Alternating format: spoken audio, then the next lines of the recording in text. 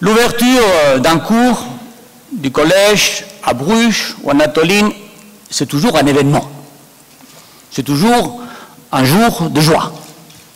Aujourd'hui, c'est un jour de joie très particulier parce que nous avons un invité spécial. Giorgio Napolitano est un Italien de la même trempe de ces Italiens qui ont forgé l'Europe, de la trempe de De Gasperi, de Sforza, de Spinelli. Et aujourd'hui, l'Europe se trouve dans une situation de confusion, difficile.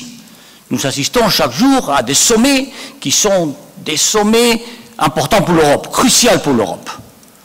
Donc c'est pour cela que je tiens à remercier très particulièrement le président de la République italienne d'être aujourd'hui parmi nous.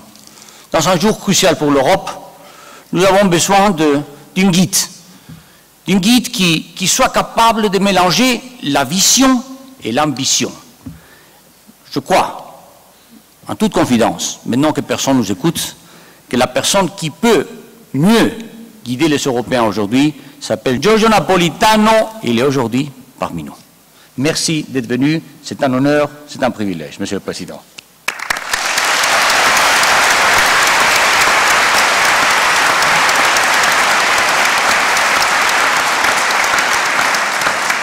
Et maintenant, c'est le recteur qui va prononcer le discours si attendu par tous les élèves. This year, we are hosting 435 graduate students, 315 in Bruges, 120 at Anatolian campus, representing 56 different nationalities, among whom, Mr. President, we count 48 Italian nationals, 35 here in Bruges, 13 in Anatolin. Together, the latter represent the second largest group here at the college. The college continues to try to widen its student recruitment. However, here much depends on the availability of scholarships. Some countries and regions in Europe have had to reduce their contribution because of budgetary difficulties. On the other hand, there is also good news. The number of ENP scholarships, European Neighbourhood Policy scholarships, has considerably increased, and this thanks to the European Parliament. The number of scholarships for Turkish graduates has also gone up. And recently, we have been informed that the Lombardia region would offer a significant number of scholarships to graduates of the region starting next academic year. In order to strengthen its academic programs, the college is increasing its permanent academic staff. I should mention here in particular the creation of a new chair focusing on the European Neighbourhood Policy at our Anatolian campus. The college is also investing in the consolidation and strengthening of its relation with its vast alumni network. And in passing, I would like to inform you that one of our alumni, Ms. Helle Thorning-Schmidt, has become Prime Minister of Denmark. Marie Skłodowska-Curie. This year marks the 100th anniversary of the Nobel Prize in Chemistry awarded to Marie Skłodowska-Curie, her second Nobel Prize, in fact. It does seem appropriate to choose this great scientist and remarkable woman who was born in Poland and achieved scientific fame in France as patron of the College of Europe 2011-2012 promotion. It also happens that the Radium Institute she helped create in Poland is located not far from our Anatolian campus, and that Poland holds the rotating presidency of the European Union. Marie Skłodowska was born in Warsaw in 1867 and died in Paris in 1934. Chers étudiants, j'espère que votre promotion sera fière de porter le nom de Marie Skłodowska-Curie, une grande savante, une femme intègre, courageuse, indépendante, indifférente aux modes et aux honneurs, et qui toute sa vie brûla d'une passion obstinée, celle de faire progresser la science dans l'espoir de contribuer au bien de tous. Je vous remercie de votre attention.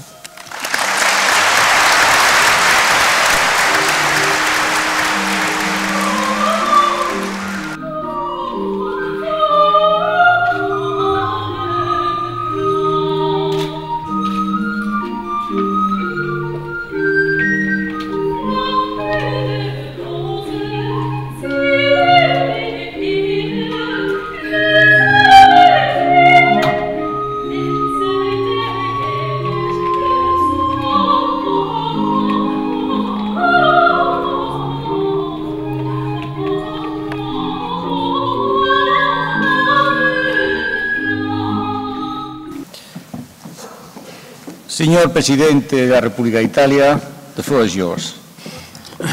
Monsieur le Président, chers amis et anciens éminents collègues Inigo Mendes de Vigo, Monsieur le recteur, autorités, Messieurs les professeurs, chers étudiants, Mesdames et Messieurs, c'est avec pleine conscience de l'honneur qui m'a été accordé et de l'engagement qui m'a été demandé que j'ai accueilli l'invitation à prendre la parole dans cette cérémonie d'ouverture de l'année académique 2011-2012 du Collège d'Europe. C'est un honneur auquel je suis particulièrement sensible car j'ai depuis longtemps appris à reconnaître dans cette institution une des références les plus éminentes pour la formation de la conscience européenne dans sa continuelle évolution. Je sais combien d'European Civil Servants se sont formés à Bruges sous le signe d'une rigoureuse professionnalité et d'une indépendance absolue, associée au sens des limites et au respect de la sphère des décisions politiques. Et celles-ci resteront des conditions essentielles pour l'autorité et l'efficacité que les administrations européennes doivent maintenir et accroître. Je suis un chef d'État sans pouvoirs exécutifs, mais je connais la fatigue du choisir et de l'agir. Et je me sens en même temps, en bien et en mal, co-responsable de l'expérience qui s'est accomplie dans les dernières décennies en Europe. Je m'en sens co-responsable vu les fonctions que j'ai exercées par le passé dans notre Parlement national et dans le Parlement européen, pour quelque temps également dans le gouvernement italien et pendant longtemps dans le mouvement politique et culturel en faveur de l'unité européenne. Il est clair que chacun des États nationaux membres de la zone euro doit faire son devoir, s'assumer ses responsabilités jusqu'au fond. Parmi eux, certainement l'Italie. La culture de la stabilité financière a eu, dans mon pays, ses éminents et cohérents partisans dans l'exercice de leurs fonctions publiques, mais elle n'a pas longtemps prévalu.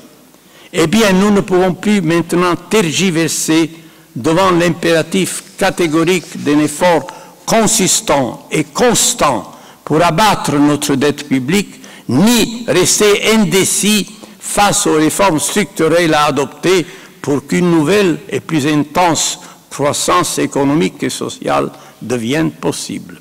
Il s'agit d'épreuves d'une dureté incontestable auxquelles nous devons nous mesurer.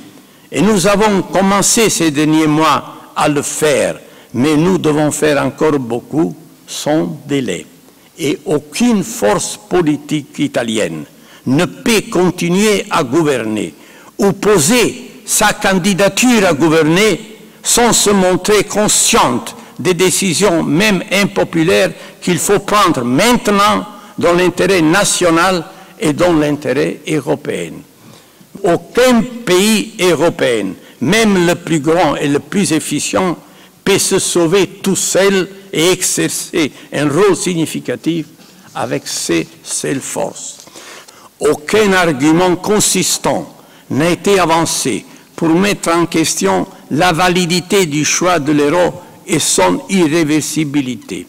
Déjà au début des années 90, lorsque l'on fit ce choix, il n'y avait pas d'alternative à l'union monétaire. Et il n'y en a aujourd'hui aucune à la poursuite de son chemin.